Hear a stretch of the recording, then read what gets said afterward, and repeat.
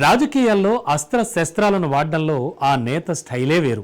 ప్రత్యర్థులను తిట్ల దండకంతో విమర్శించడం నేటి జనరేషన్లో ట్రెండ్. కానీ ఆ నాయకుడి వ్యాఖ్యలు అలా ఉండవు. గ్రాంధిక తెలుగు భాషను సాధారణ తెలుగుతో మిళితం చేసి ప్రత్యర్థులకు సున్నితంగా స్వీట్ వార్నింగ్ ఇస్తూ ఉంటారు.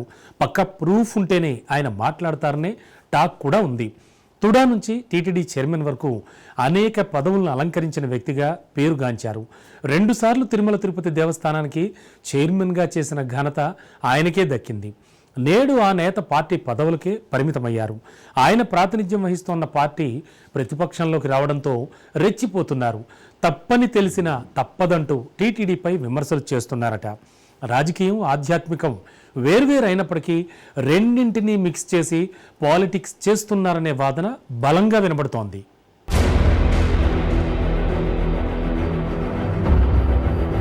తిరుపతి ఈ పేరు వినగానే ప్రతి ఒక్కరికి ఆ కలియుగ ప్రత్యక్ష దైవమైన శ్రీ వెంకటేశ్వర స్వామి వారు గుర్తొస్తారు.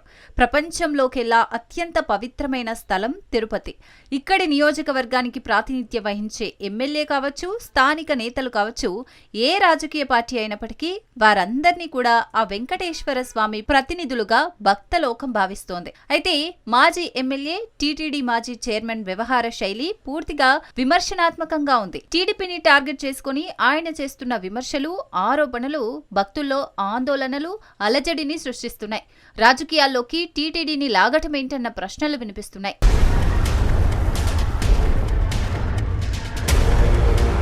ఇలవైకుంఠంలో ఆ దేవదేవుని దర్శనంలో తరించిపోతారు నేతలు. స్వామి సేవకై తనిపించే నేతలు ఎందరో ఉన్నారు. ఒకసారి టీటీడీలో చైర్మన్ పదవి అలంకరించిన అనంతరం భక్తిభావంతో ముందుకు వెళ్లిన నేతలే ఎక్కువ. చైర్మన్గా పదవి బాధ్యతలు పూర్తయిన అనంతరం టీటీడీపై విమర్శలు చేయడం గానీ, కొనసాగుతున్న చైర్మన్, పాలక మండలిపై విమర్శలకు దిగటం చాలా అరుదుగా చూస్తుంటాం.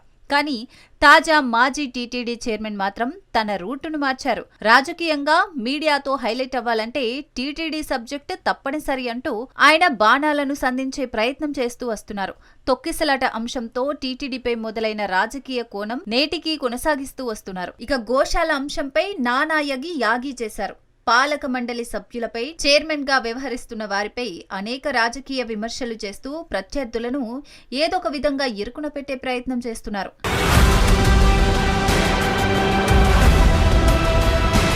పవిత్ర పుణ్యక్షేత్రాన్ని వివాదాల్లోకి లాగుతూ తాను పబ్బం గడుపుకుంటున్నారని భూమనపై విమర్శలు వినిపిస్తున్నాయి. రాజకీయ అంశాలలో కూటమిని ఇరుకున పెట్టలేక టీటీడీని వాడుకుంటున్నారనే ఆరోపణలు లేకపోలేదు. ఎవరేమనుకున్నా తన రూటు మారదంటున్నారు కరుణాకర్ రెడ్డి.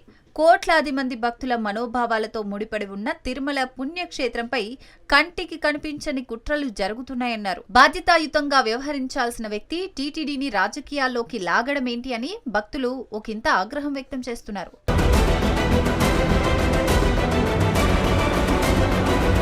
సోషల్ మీడియాను వినియోగించుకుంటూ ఏమీ జరగకపోయినా ఏదో జరిగినట్లు రాజకీయ లబ్ధి పొందడానికి, నిరంతరం వార్తల్లో నిలవడానికి ఏదో అంశాన్ని తెరపైకి తెస్తున్నారు. ఏ దురుద్దేశంతో తిరుమల క్షేత్రాన్ని టార్గెట్ చేసుకుని భూమన మాట్లాడుతున్నారో తెలియదు. కానీ టీటీడీ విషయంలో ఆచితూచి స్వీయ నియంత్రణ పెట్టుకోవాలంటున్నారు భక్తులు. స్వామివారి కీర్తి ప్రతిష్టలకు భంగం వాటిల్లకుండా తిరుమల చరిత్రను, పవిత్రతను కాపాడాలంటున్నారు.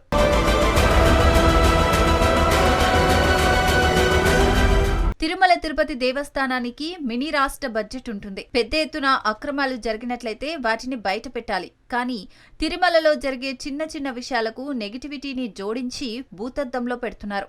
ఘోరాలు, అపచారాలు జరిగిపోతున్నట్లు ప్రచారం చేయడంపై టీటీడీ పెద్దలు ఆవేదన వ్యక్తం చేస్తున్నారు. రాష్ట్రంలో కూటమి ప్రభుత్వం ఏర్పడి సీఎంగా ప్రమాణ స్వీకారం చేశాక తిరుమల నుండే ప్రక్షాళన మొదలు పెడతానన్నారు చంద్రబాబు. అప్పటి నుంచి ప్రతిపక్ష నేతలు అబద్ధపు ప్రచారాలు చేస్తున్నారంటూ కూటమి లీడర్లు మండిపడుతున్నారు.